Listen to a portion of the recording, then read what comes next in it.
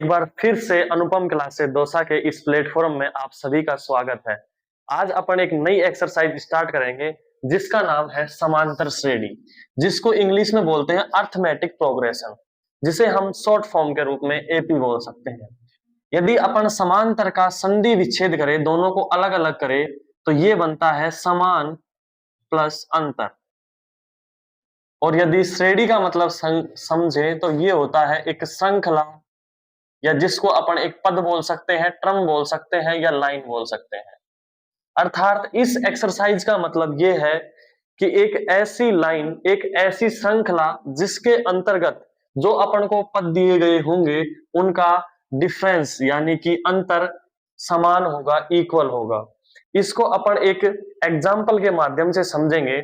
जैसे कि एक एग्जाम्पल है कि एक लाइन दी हुई है 2 4 6 8, इस तरीके से ये इनफाइनाइट तक चलती जा रही है।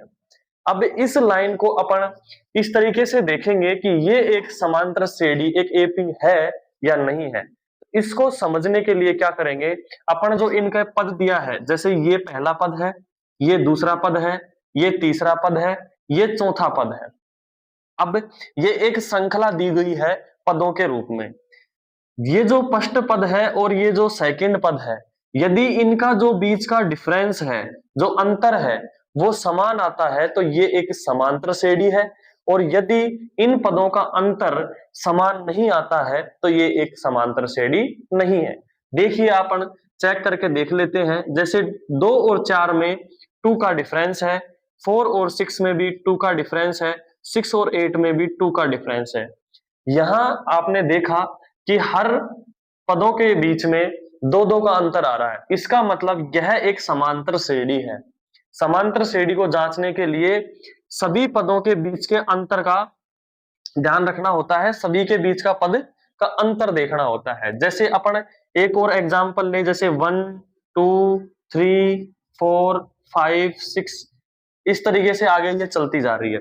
अब देखिए ये जो पद है इनमें सभी में जो डिफरेंस है वो इक्वल है, अंतर समान है। कैसे? 1 में और 2 में कितने का अंतर है? 1 का अंतर है। समझ गए दोस्तों? 2 और 3 में कितने का अंतर है? 1 का है। और 3 और 4 में कितने का अंतर है? 1 का। और 4 और 5 में भी 1 का। इस तरीके से सभी में अपन को देखने को मिल रहा है कि सब में 1-1 का डिफरेंस है, 1-1 का अंतर है। इसलिए ये एक समांतर श्रेणी है, एक एपी है।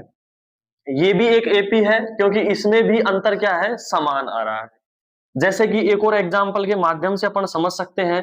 जैसे 3 ले लिया, 5 ले लिया, 7 ले लिया, 9 ले लिया, इस तरीके से ये एक श्रृंखला चलती जा रही है। इसके अंतर्गत अपन ने जो अंतर देखा, 3 और 5 में 2 का डिफरेंस है, 5 और 7 में भी 2 का डिफरेंस है, 7 और 9 में भी 2 का डिफरेंस है। यहां अपन को डिफरेंस इक्वल देखने को मिल रहा है, समान देखने को मिल रहा है। इसलिए ये भी एक समांतर श्रेणी का ही उदाहरण है। अब एक ऐसा एग्जांपल लेंगे जो समांतर श्रेणी है या नहीं उसका पता लगाएंगे। देखिए जैसे ले लिया, 2 ले लिया, 4 ले लिया, फिर 5 आ गया, फिर 7 आ गया, फिर 8 आ गया, फिर उसके बाद 10 आ गया, फिर 11 आ गया, फिर 12 आ गया। अब इसके अंदर देखिए क्या यह एक समांतर श्रेणी है? तो इसके लिए अपन कैसे पता करते हैं? इनके बीच का अंतर पता करते हैं। यदि अंतर समान है तो वो समांतर श्रेणी है, यदि अंतर समान नहीं है तो वह समांतर श्रेणी नहीं है। जैसे देखिए 2 और 4 में 2 का डिफरेंस है, 4 और 5 में 1 का डिफरेंस है, 5 और 7 में 2 का डिफरेंस है, 7 और 8 में 1 का डिफरेंस है। यहां आपको देखने को मिलेगा कि डिफरेंस अलग अलग आ रहा है। यहां 2 का डिफरेंस था, फिर यहां 1 का डिफरेंस आ गया, यहां 2 का डिफरेंस था, फिर यहां 1 का डिफरेंस आ गया। इसका मतलब यह एक समांतर श्रेणी नहीं है। यदि सभी अंतर समान आता है तो वह समांतर श्रेणी है, और यदि अंतर समान नहीं आता है तो वह समांतर श्रेणी नहीं है। इसमें आपने देखा कि जो ये डिफरेंस इक्वल आता है इसको अपन बोलते हैं सार्व अंतर, यानी कि कॉमन डिफरेंस। इंग्लिश में बोलते हैं कॉमन डिफरेंस, हिंदी में बोलते हैं सार्व अंतर, जिसे डी से डिनोट करते हैं। ये जो अंतर निकल करके आता है इसे डी से डिनोट करते हैं, सार्व अंतर, कॉमन डिफरेंस। यहां लिख देते हैं 2, क्योंकि यहां अंतर निकल करके आ रहा है 2। ये जो हमारा पहला पद है इसको अपन प्रथम पद बोलते हैं। क्या बोलते हैं स्टूडेंट? प्रथम पद बोलते हैं, जिसे A1 से लिख सकते हैं। ये अपना दूसरा पद है, ये तीसरा पद है, ये चौथा पद है। इस तरीके से जैसे A1, A2, A3, A4, इस तरीके से अपन इसको प्रदर्शित करते हैं। ये प्रदर्शित करने का तरीका है।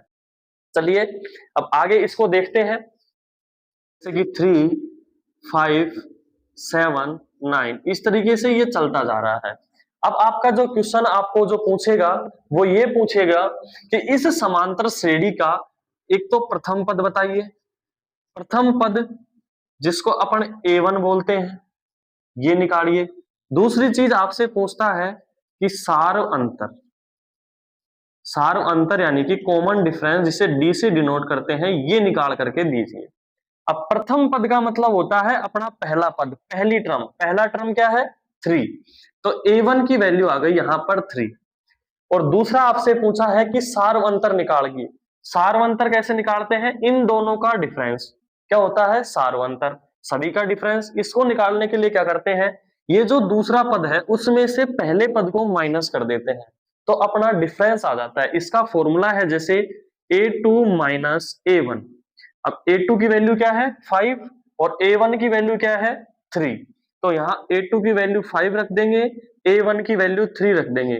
इसमें से 5 में से 3 को माइनस करेंगे तो बच करके आएगा 2। यानी कि यहाँ A की वैल्यू 3 आ रही है और D की वैल्यू 2 आ रही है। इस तरीके से आपको A1 और D की वैल्यू निकाल लेनी है। कई बार क्वेश्चन में क्या करता है कि अपन को A की वैल्यू दे देता है, जैसे A की वैल्यू दे दी 10 और D की वैल्यू दे दी 20। इस तरीके से अपन को A और D की वैल्यू दे देता है, यानी प्रथम पद दे देता है और सार्वंतर कॉमन डिफरेंस दे देता है। और अपन से पूछता है कि आगे एक समांतर श्रेणी निकालिए, इससे एक समांतर श्रेणी बनाइए, अगले पद निकालिए। तो कैसे निकाल सकते हैं? जैसे पहला पद अपन को दे रखा है और D की वैल्यू दे रखी है। जो अपना पहला पद होता है इसे तो बोलते हैं अपन A1। A1 बोल दो चाहे A बोल दो, इसका मतलब पहला पद है। दूसरा पद निकालेंगे तो दूसरे पद के लिए क्या करते हैं, A1 में D को ऐड कर देते हैं। A1 में क्या कर देंगे? D को ऐड कर देंगे। जैसे A1 की वैल्यू कितनी थी? 10 थी और D की वैल्यू कितनी है? 20 है। तो 10 में 20 ऐड करेंगे तो कितना आएगा? 30 आ जाएगा। यानी अपना जो दूसरा पद है वो 30 निकल करके आ गया। तीसरा पद ऐसे ही निकालेंगे। तीसरा पद कैसे निकाल सकते हैं? या तो A2 प्लस डी कर दो या फिर A प्लस 2D कर दो, इस तरीके से निकल करके आ जाएगा। जैसे यहाँ A3 निकालना है तो 3 में से एक कम करके D में मल्टीप्लाई कर दो। यहां देखेंगे कि A4 निकालना है तो क्या करेंगे? A plus 3D। इस तरीके से यदि A5 निकालना होगा तो क्या करेंगे? A plus 4D। इस तरीके से अपन को 5 पद निकल करके आ जाएंगे।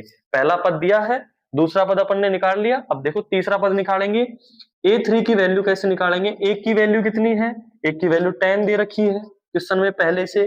2 इंटू D की वैल्यू कितनी दी है? 20 दे रखी है, 20 दे रखी है, तो यहाँ 20 रख लेंगे। अब देखिए 10 प्लस इसको इससे मल्टीप्लाई कर दिया, कितना आ गया? 40 आ गया। और 40 में 10 जोड़ दिया, कितना आ गया? 50 आ गया। यानी कि A3 तीसरे पद की वैल्यू कितनी आ गई? 50 आ गई, 50 आ गई। आगे देखेंगे A4 इक्वल टू A की वैल्यू कितनी है? 10 है। 3 इंटू D की वैल्यू कितनी है? 20 है। तो 10 प्लस इसको इससे क्या कर देंगे? मल्टीप्लाई कर देंगे, कितना आ जाएगा? 60। 60 में 10 ऐड करेंगे, कितना आ जाएगा? 70 आ जाएगा। तो A4 की वैल्यू कितनी निकल करके आ गई? 70 निकल करके आ गई। अब आगे देखिए A5 की वैल्यू निकालेंगे। A की वैल्यू 10 है, 4 D की वैल्यू 20 है। A की वैल्यू 10 प्लस 20 को 4 से मल्टीप्लाई कर देंगे तो कितना आ गया? 80। 80 को 10 में जोड़ देंगे, कितना आ जाएगा? 90 आ जाएगा। यानी कि हमारी जो समांतर श्रेणी निकल करके आई है किससे?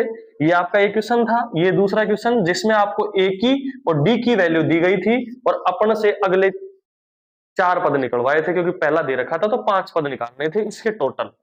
टोटल पद अपन ने निकाल दिया। देखो पहला पद कितना आया? 10 आया। सेकंड पद कितना आया? 30 आया। उसके बाद में फिर 50, उसके बाद में 17, उसके बाद में 9, यानी कि 90। तो ये अपनी एक समांतर श्रेणी निकल करके आ गई जो कि इनसे बनती थी। तो इस तरीके से आपसे पूछ सकता है, एक समांतर श्रेणी देकर के प्रथम पद और सार्व अंतर निकला सकता है, और प्रथम पद और सार्व अंतर देकर के आपसे एक समांतर श्रेणी बनवा सकता है। इस तरीके के दोनों ही तरीके से आपको ध्यान रखना पड़ेगा। चलिए इससे आगे देखते हैं। एक एपी दे देगा, जैसे अपन देते हैं 2 4 6 8, इस तरीके से ये एपी है। एग्जाम्पल ले रहे हैं, अपन समझ रहे हैं किस किस टाइप के क्वेश्चन इसमें बन सकते हैं, वो सारे टाइप्स ले रहे हैं। अब आपसे ये पूछता है कि ये जो समांतर श्रेणी है, ये जो एपी है, इसका 10वां पद निकालिए, 10वें टर्म ज्ञात करनी है, 10वां पद ज्ञात कीजिए। इसको कैसे करेंगे? इसको करने के लिए एक फॉर्मूला है। जैसे एक तो तरीका मैंने आपको अभी थोड़ी देर पहले ही बताया, कैसे, जैसे 10वां टर्म निकालनी है तो इसमें से एक कम करके डी में मल्टीप्लाई कर दो। जैसे 10वां निकालना है तो a plus 9d। Same as it is, यदि 11वां निकालना है तो क्या करेंगे, a प्लस 10d। यदि 9वां निकालना है तो a9 क्या निकालेंगे, a प्लस 8d। इस तरीके से यदि 50वां पद निकालना है तो a50 equal to a plus 49d। इस तरीके से अपन कोई सा भी पद निकाल सकते हैं। बस शर्त है कि अपन को a की वैल्यू और d की वैल्यू दी हुई हो, जिससे अपन a की वैल्यू और d की वैल्यू रख करके कोई सा भी पद निकाल सकते हैं। अब जैसे अपन से 10वां पद पूछा है, तो 10वां पद कैसे निकालेंगे? 10वें पद के लिए क्या करेंगे, देखो पहले तो प्रथम पद लिख लो। प्रथम पद की वैल्यू कितनी दे रखी है, 2 दे रखी है। कितनी दे रखी है, 2 दे रखी है। और d की वैल्यू कितनी दी हुई है, a2 माइनस a1। a2 की वैल्यू है 4, a1 की वैल्यू है 2। तो ये निकल करके आ गया, 4 में से 2 गया तो 2। तो d की वैल्यू 2 आ गई, a की वैल्यू 2 आ गई। अब अपन को निकालना है a10। a10 कैसे निकाल सकते हैं, a प्लस 9d। a की वैल्यू कितनी है, 2 है, 9 मल्टीप्लाई d की वैल्यू कितनी है, d की वैल्यू 2 दे रखी है, ठीक है। तो d की वैल्यू 2 रख दी, तो 2 प्लस, अब 9 को 2 से मल्टीप्लाई कर देंगे। 9 को 2 से मल्टीप्लाई करेंगे तो कितना आएगा, 18, यानी कि 18 आ गया। 18 में 2 जोड़ देंगे तो कितना आ जाएगा, 20 आ जाएगा। यानी कि इस एपी का 10वां पद 20 निकल करके आएगा। ये अपना आंसर आ गया।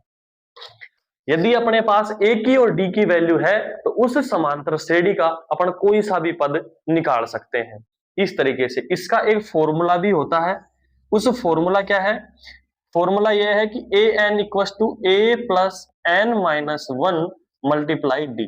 ये nवां पद ज्ञात करने का फॉर्मूला है। कोई सा भी आप nवां पद किस तरीके से निकाल सकते हो, इस फॉर्मूले के माध्यम से निकाल सकते हो। जैसे अपन को 10वां पद निकालना था तो a n की वैल्यू 10 रख दी, प्लस a की वैल्यू पता नहीं है, n की वैल्यू 10 माइनस 1 इंटू डी।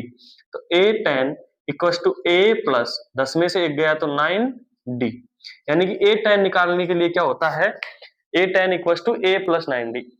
इस फॉर्मूले का ही रूप ये है, मैंने आपको डायरेक्ट बता दिया कि a10 को 1 कम करके 9 में गुणा कर दो, a प्लस 9d। या nवां पद, कोई सा भी nवां पद निकालना है तो ये वाला फॉर्मूला आप लगा सकते हो। इस फॉर्मूले को अप्लाई करके आप एपी का कोई सा भी पद निकाल सकते हो। तो ये आपकी 5.1 का बेसिक था जो मैंने आपको समझाया है। आशा करता हूं कि आपके समझ में आएगा होगा, और भी बेहतरीन तरीके से आगे की वीडियो में प्रयास करेंगे और अच्छा समझाने का। धन्यवाद।